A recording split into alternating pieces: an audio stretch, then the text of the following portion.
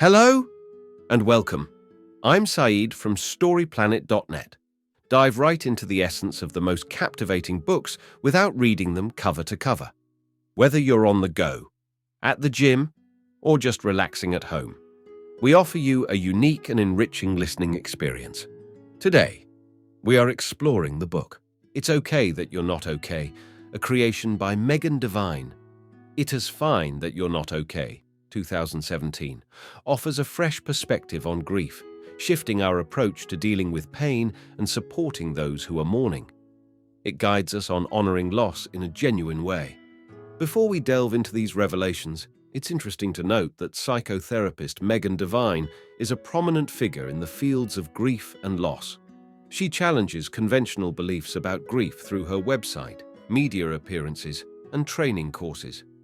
She is the creator of Writing Your Grief, a program that brings together communities of people experiencing grief and those who support them.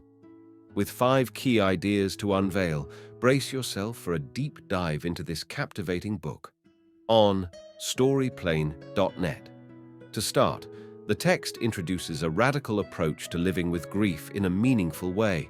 It aims to explore the benefits and how this approach can positively impact individuals experiencing grief. Society's perspective on grief needs to change.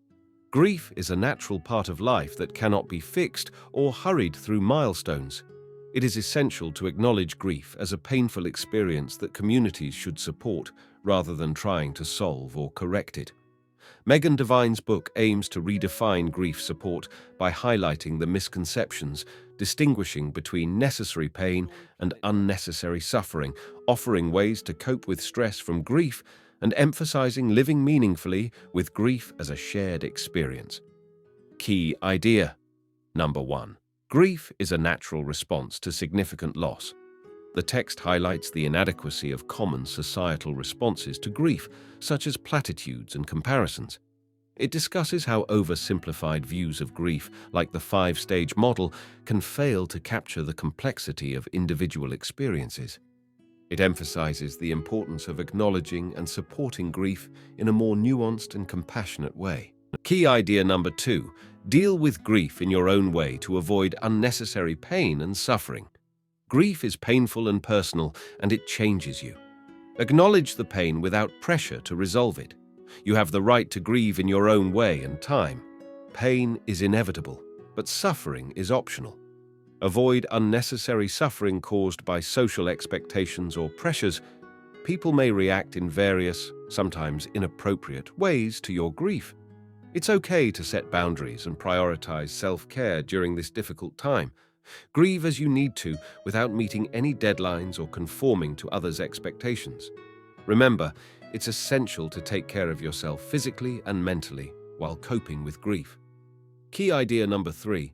Tips to help manage stress levels caused by grief in manageable steps. Grief causes intense stress on both the mind and body. People often underestimate the impact of grief and may experience symptoms like memory loss, guilt, intrusive thoughts, questioning life's purpose, attention and focus issues, disrupted sleep, and physical symptoms. It's important to observe and track your experiences, engage in expressive activities, seek support, and practice self-care to reduce unnecessary suffering while coping with grief. Key idea number 4. Grief cannot be fully overcome, but it is possible to find new perspective and meaning within it. Grief evolves over time, and society must understand that it may not necessarily get easier as time passes. Integration and acceptance of grief are key to moving forward. Creating a meaningful image of recovery involves honest self-reflection and conversations about grief with others. It's important to communicate openly about grief, even if it means changing relationships. Grief is about carrying the pain of love and loss together, not fixing it. In conclusion, the focus is on rethinking grief support to view it as an experience to tend to rather than a problem to solve. It emphasizes embracing meaningful pathways within grief, not moving on from it.